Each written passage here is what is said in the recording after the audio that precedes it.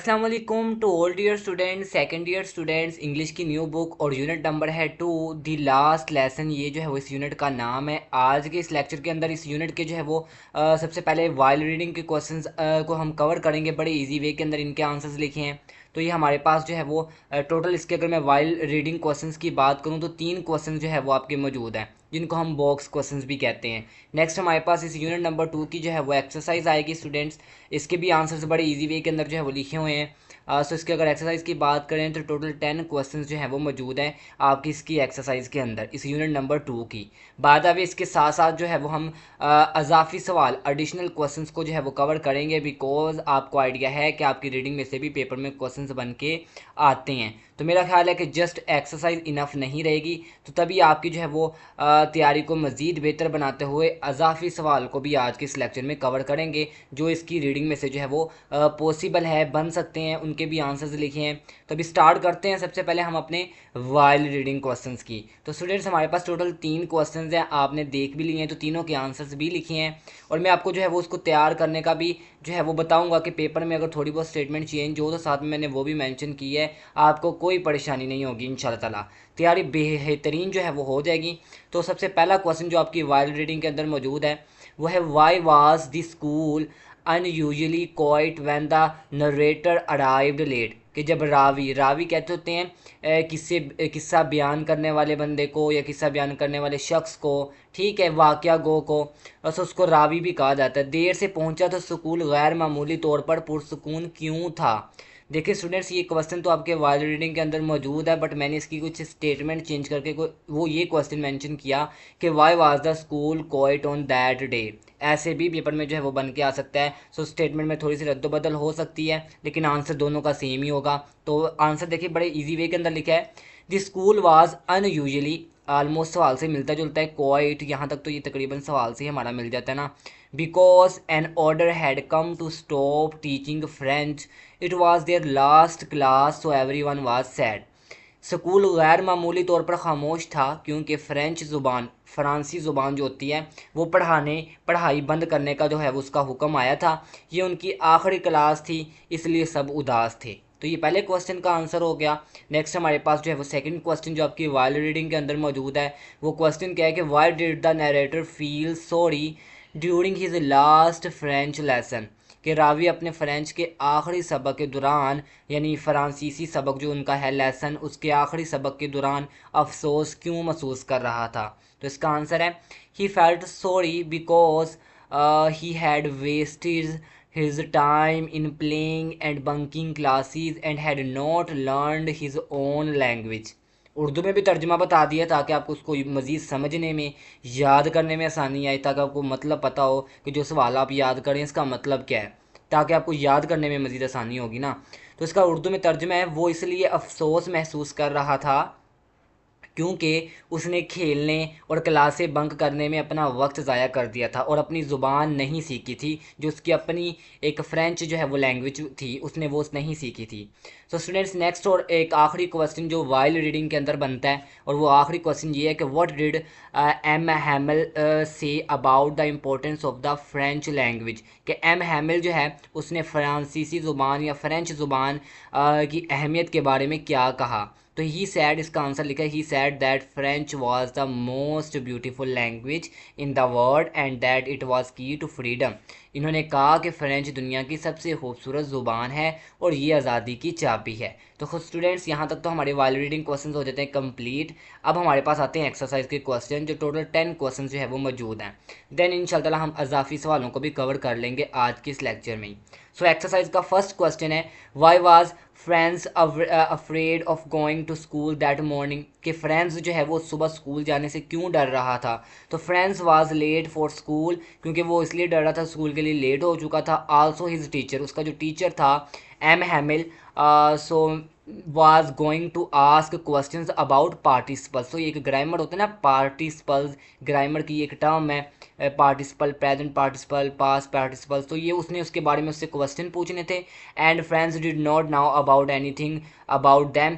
तो यही वजह थी कि वो मतलब स्कूल जाने से डर रहा था। कि फ्रेंड्स इसलिए डर रहा था क्योंकि वो स्कूल के लिए लेट था। इसके अलावा उसके उस्ताद मिस्टर हैमल ने जो है वो पार्टिसिपल्स के बारे में सवाल पूछने थे और वो उसके बारे में कुछ नहीं जानता था। नेक्स्ट है जी सेकंड क्वेश्चन आपकी जो एक्सरसाइज के अंदर मौजूद है, मैंने इसकी स्टेटमेंट को भी थोड़ा सा चेंज करके दिया ताकि पेपर में अगर कोई रद्दोबदल हो तो आपको कोई परेशानी का सामना ना करना पड़े। सो क्वेश्चन 2 क्या है, what tempted Franz to skip school and spend the day outside. किस चीज़ ने फ्रेंड्स को स्कूल छोड़ने और सारा दिन बाहर गुजारने पर उकसाया, किस चीज़ ने। सो क्वेश्चन की स्टेटमेंट में भी थोड़ा बहुत रद्दोबदल होकर ऐसे आ जाए, what beautiful things outside made Franz want to skip school. दोनों का आंसर एक ही बनेगा।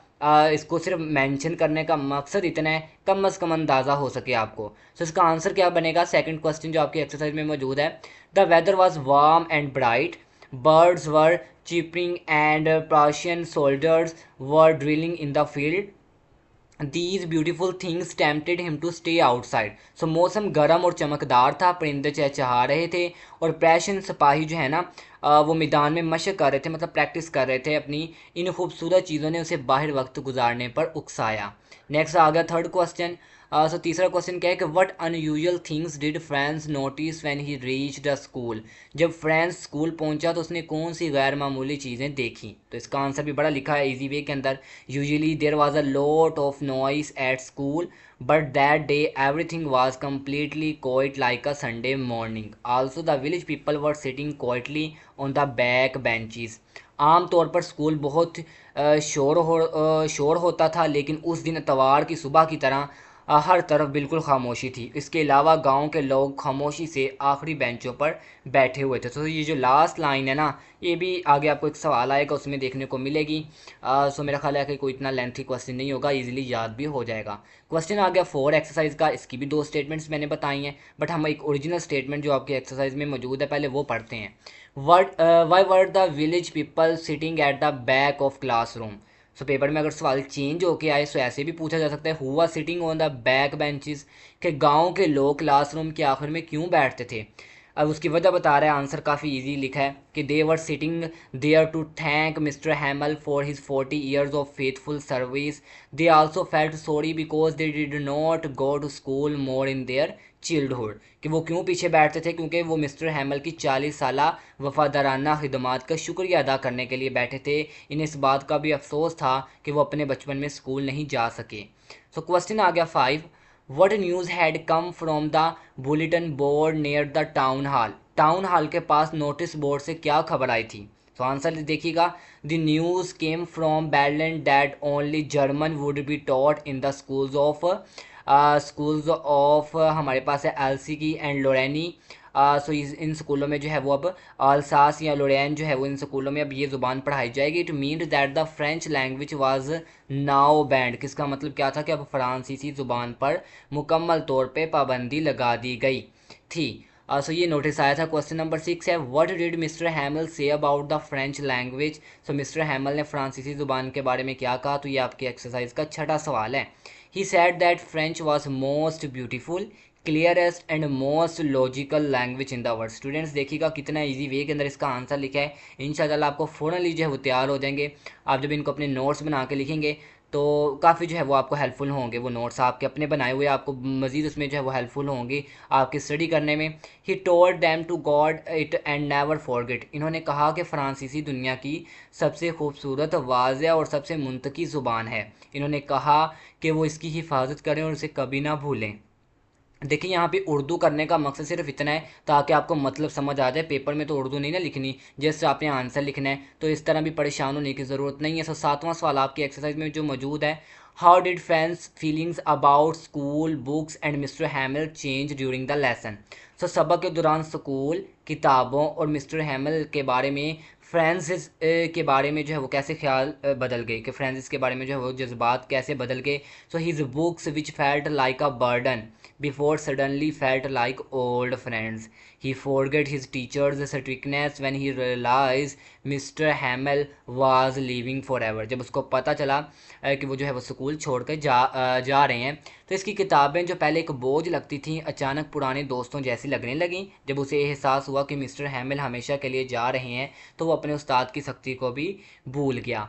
सो 8वां क्वेश्चन है, what emotions did the people in the classroom feel during the last lesson, give 2 examples. So आखिरी सबक के दौरान, जो आखिरी जो है वो क्लास हुई या आखिरी सबक हुआ, उस दौरान क्लासरूम में मौजूद लोगों ने किन जज्बात या स्टूडेंट्स ने जो है वो किन जज्बात को महसूस किया, 2 मसाले दें। Everyone felt deep sadness and regret. For example, old Hazel was crying while reading his primer and Mr. Hamill was so sad that he could not speak. हर कोई गहरे दुख और अफसोस का शिकार था। मिसाल के तौर पर ओल्ड हाउज़र जो है वो अपनी बाकायदा किताब पढ़ते हुए रो रहा था और मिस्टर हैमिल इतने उदास थे कि बोल ना सके। So student, second last question जो आपकी एक्सरसाइज के अंदर मौजूद है, why did Mr Hamel wear his special clothes that day, कि मिस्टर हैमिल ने उस दिन अपने ख़ास कपड़े क्यों पहने हुए थे। तो उसका आंसर है जी, he wore his best Sunday cloth including his beautiful green coat and silk cap to honour his last French lesson, कि उन्होंने अपनी आखिरी फ्रांसीसी सबक के एहतराम में अतवार के दिन पहना जाने वाला अपना बेहतरीन लिबास पहना हुआ था जो वो संडे वाले दिन पहनते थे, जिसमें उनका खूबसूरत सब्ज़ कोट और रेशमी टोपी शामिल थी। लास्ट क्वेश्चन है आपकी जो एक्सरसाइज में मौजूद है, सो काफ़ी इजी वर्डिंग के अंदर लिखी है जितना आपको जो है वो तैयार करने में आसानी हो सके। सो लास्ट क्वेश्चन क्या है, what was the significance of the phrase vive la France, ये एक फ्रेज है, इसका मतलब क्या है, इसकी अहमियत क्या है, written on the blackboard, कि जो वाई वी लै फ्रांस ब्लैक बोर्ड पर लिखी हुई इबारत थी, इसकी अहमियत क्या है या इस वर्ड का मतलब क्या है। So it means that long live France, इसका मतलब क्या है, इस फ्रेज का मतलब, इसका मतलब क्या है कि जिंदा फ्रांस जिंदाबाद, ये इसका जो है वो मतलब है। It showed that mister Hummels deep love patriotism and a final emotional good by two his country and his language, इसका मतलब है कि फ़्रांस जिंदाबाद, ये अपने मुल्क और अपने ज़बान के लिए मिस्टर हैमिल की गहरी मोहब्बत, हुब्बुल वतनी और आखिरी जज्बाती अलविदा जो है वो ज़ाहिर करता है। हर यहाँ तक जो है वो हमारे एक्सरसाइज के क्वेश्चंस कवर हो जाते हैं। अब हम जो है वो कुछ कंसेप्चुअल और अंडरस्टैंडिंग बेस्ड क्वेश्चंस को कवर करते हैं। ये सिर्फ आपके अजाफी सवाल आपको बना के दिए हैं ताकि जाहिर सी बात है कि पेपर में जो आपने एग्ज़ाम देना है बोर्ड का, आपको उसमें भी आइडिया है कि आपके जो है वो एडिशनल सवाल आते हैं रीडिंग के अंदर से बन के। सो जितने पॉसिबल है कि इस चैप्टर से बन सकते हैं और उसकी वर्डिंग कितनी आसान है ताकि आपको याद हो जाए इसी तरीके से, इंशाल्लाह वो मैं आपको जो है वो निकाल के दे रहा हूँ और वो दिए हैं और अभी जो है उनको 1 बाय 1 डिस्कस कर लेते हैं। बहरहाल इनकी उर्दू भी लिखी है, आप वो पढ़ना चाहें तो साथ में वो भी पढ़ सकते हैं। सो बाय द वे क्वेश्चन है हमारे पास ये कंसेप्चुअल और अंडरस्टैंडिंग बेस्ड, तो टोटल अगर मैं क्वेश्चंस की बात करूँ तो ये ज़्यादा नहीं है, 10 तकरीबन क्वेश्चन जो है वो मैंने आपको यहाँ से इस चैप्टर से निकाल के दिए हैं, इंशाल्लाह ताला कवर हो जाएंगे अच्छी तरीके से। सो फर्स्ट क्वेश्चन क्या है कि why did friends feel bad during the lesson, सबक के दौरान फ्रेंड्स को बुरा क्यों लग रहा था। इसका आंसर तकरीबन आपके एक्सरसाइज के क्वेश्चन से भी मिलता जुलता ही है।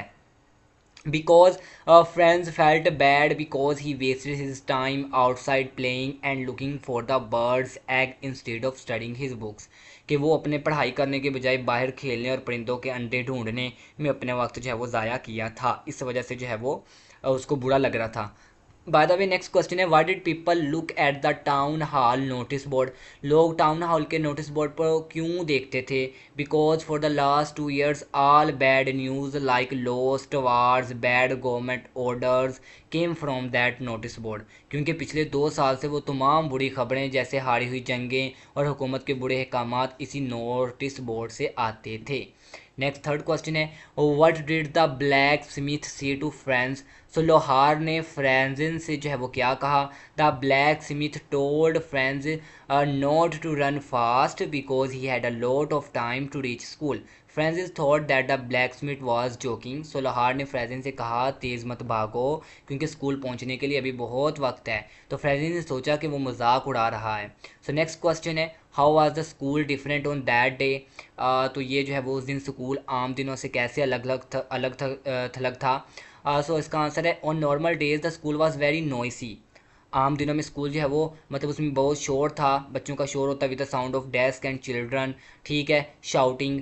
So but that day it was a silent like a Sunday morning, लेकिन उस दिन तवार की सुबह बिल्कुल खामोशी की तरह थी, मतलब जैसे तवार की सुबह को होती ना इस तरह की खामोशी थी। सो ये 5वां क्वेश्चन है, what special cloth did Mr Hamel wear, तो ये अगेन आपकी एक्सरसाइज के अंदर भी सवाल मौजूद है कि मिस्टर हैमिल ने कौन से ख़ास कपड़े पहने हुए थे, ठीक है। So he for beautiful green coat, a nice shirt and a beautiful silk cap, he only wore these clothes on special function on prize day, ये कपड़े सिर्फ और सिर्फ ख़ास फंक्शन या इनाम वाले दिन पहनते थे।